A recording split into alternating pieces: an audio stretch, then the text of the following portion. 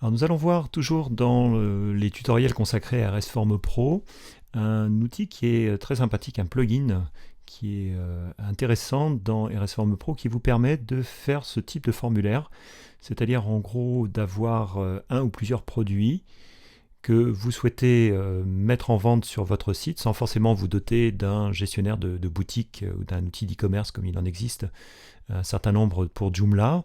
Mais ici, voilà, j'ai une gamme P1, une gamme P2, et à chaque fois, j'ai deux produits avec des prix différents dans chacune de ces gammes.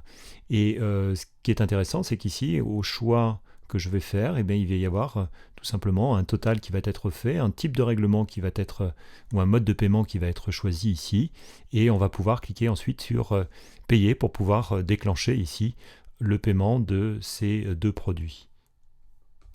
Alors, comment est-ce que l'on met ce genre de choses en place? Eh bien, la première étape, c'est bien entendu d'installer les bons plugins. Donc, rendez-vous sur le site rsjoomla.com dans la zone de téléchargement pour pouvoir ensuite venir télécharger et installer ce plugin de Payment Package, qui est en fait ici l'outil que vous avez vu à l'instant. En tout cas, qui nous permet de faire ce genre de choses. Donc, une fois que ce plugin est installé, il est disponible et nous pouvons créer notre formulaire. Alors, pour cela, ce que je vais faire, c'est que je vais utiliser déjà un formulaire que j'ai créé et je vais simplement retirer voilà, tous les champs de façon à vous les remontrer à nouveau. Voilà qui est fait. Donc, si j'enregistre et que je prévisualise mon formulaire, pour l'instant, il n'y a absolument rien dessus.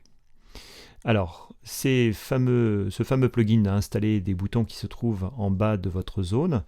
Alors, dans un premier temps, il va falloir faire un choix important, puisque vous ne pouvez pas mélanger ces deux procédés différents pour RS Form Pro.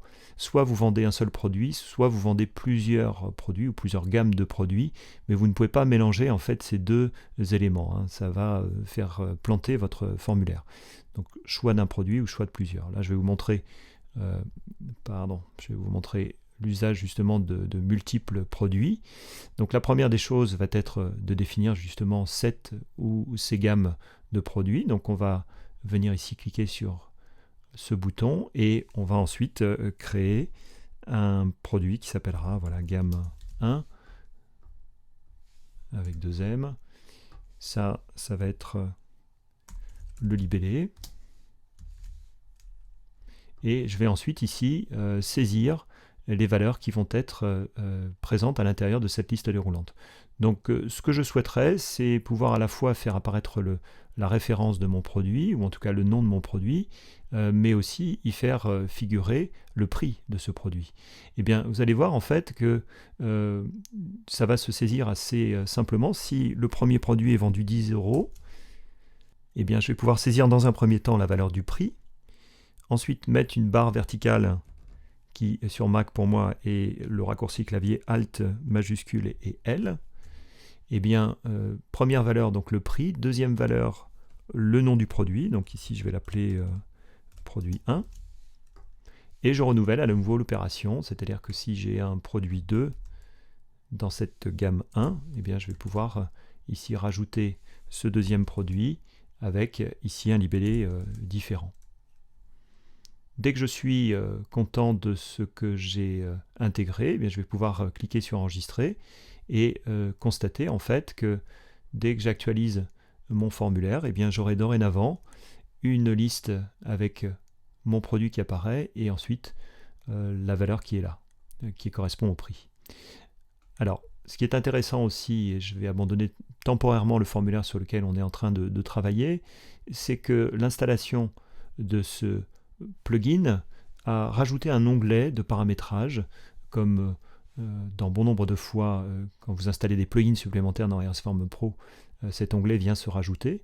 Donc, à l'intérieur de cette zone de configuration, vous avez une zone paiement et une zone PayPal. La zone paiement, ce sont les attributs en fait. Donc, par exemple, le symbole de la monnaie, vous allez ensuite avoir le séparateur de milliers, moi j'ai rajouté un espace, le séparateur des décimales, le nombre de décimales, quand vous avez des centimes dans vos prix, et par exemple ce libellé qui est ici, qui est symbolisé sous forme de valeur dynamique saisie entre accolades, eh bien je peux aussi rajouter mon propre texte et par exemple préciser ici que la valeur, eh bien il s'agit tout bonnement du prix de vente de mon produit et qui pourra être par exemple un prix hors taxe, puisque nous aurons la possibilité de venir préciser cette information, et dans la partie ensuite PayPal, eh bien vous avez la possibilité ici, alors ça n'est pas encore traduit, mais vous avez la valeur de la taxe justement, et j'ai précisé ici qu'il s'agit des 19,5%, c'est le taux que je vais appliquer. Ensuite, je précise un certain nombre de choses associées à mon compte PayPal. J'ai ici la partie FR, donc qui est le langage que je vais utiliser. J'ai le mode live qui est à non, puisque je veux utiliser un procédé qui s'appelle Sandbox et qui est une zone de test chez PayPal qui vous permet bien entendu de tester tout le conduit de paiement sans forcément à chaque fois générer des transactions bancaires. Vous avez ensuite l'URL de retour qui est une fois le paiement effectué sur PayPal, et si jamais la personne annule son paiement, eh bien même chose, vous aurez un lien qui y amènera. Ensuite, vous précisez à cet endroit-là l'adresse mail qui est relative au compte PayPal sur lequel le versement de cette vente va se faire. Une fois que ces informations auront été saisies, je vais enregistrer puisque j'ai fait quelques modifs, et bien à partir du moment où je vais venir à nouveau enregistrer mon formulaire et l'actualiser, et bien ici vous voyez que j'ai bien le libellé qui va apparaître. Donc si je fais une deuxième gamme de produits,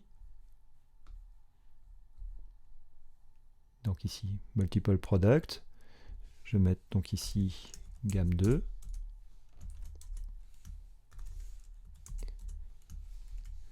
et je vais y saisir 40, là. Ensuite une barre verticale de séparation,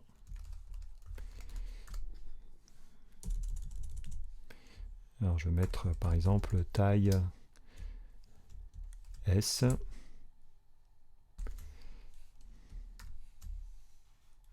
taille L,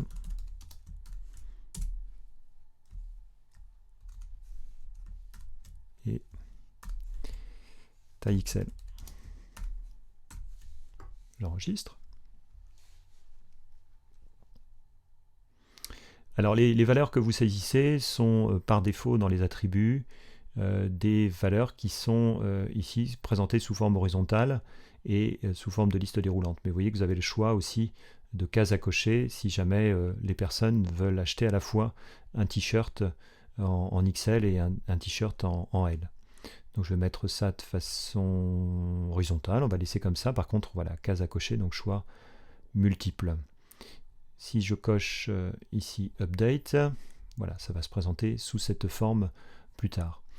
Donc ensuite, alors on regarde déjà ce que ça donne sur le site, donc j'actualise mon formulaire, et donc vous voyez, j'ai bien ici la possibilité de choisir à la fois cette taille et cette taille également. Ensuite, il va falloir utiliser les autres champs pour, par exemple, ici fixer le total. Donc j'ai un bouton qui est dédié à cela. Je vais l'appeler donc ici total de la vente. Et à partir du moment où vous aurez mis en place ce champ, eh bien à chaque fois qu'il sera fait le choix d'un produit,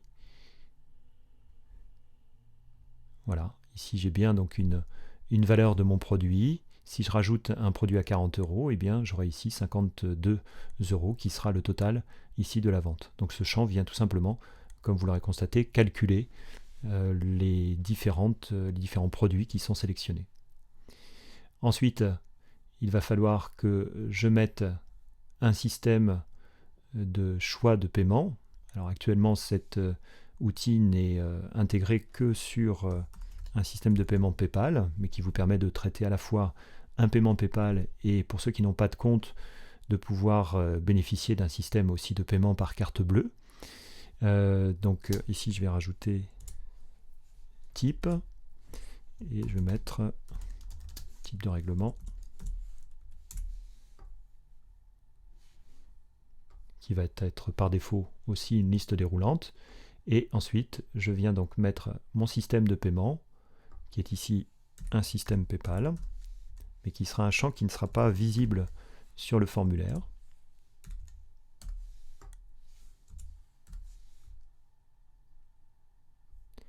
Et ensuite, je viens rajouter un bouton de validation classique, qui est ici le bouton soumettre, qui va tout simplement envoyer les informations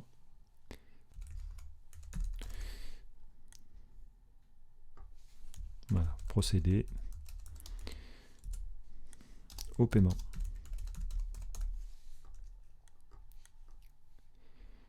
Une fois que vous enregistrez, que vous actualisez, eh bien, vous avez dorénavant un formulaire qui est opérationnel, sous couvert bien entendu de mettre en dernière étape une transaction réelle, donc un flux de paiement réel et non plus le procédé sandbox qui reste une zone de test. Donc ici, voilà, je viens sélectionner mes produits, un total va être ensuite produit par l'outil et au choix du type de paiement PayPal, procéder au paiement, eh bien, vous voyez que le formulaire va tout simplement venir me renvoyer dans une zone sécurisée, pour l'instant ici, donc je vous dis sur cette interface de test, mais en mode de production, eh bien, vous auriez un renvoi vers le formulaire classique où l'identifiant ou la personne qui achète va devoir soit saisir ses identifiants mot de passe de son compte PayPal, soit éventuellement utiliser un autre type de paiement offert par PayPal via ces formulaires sécurisés.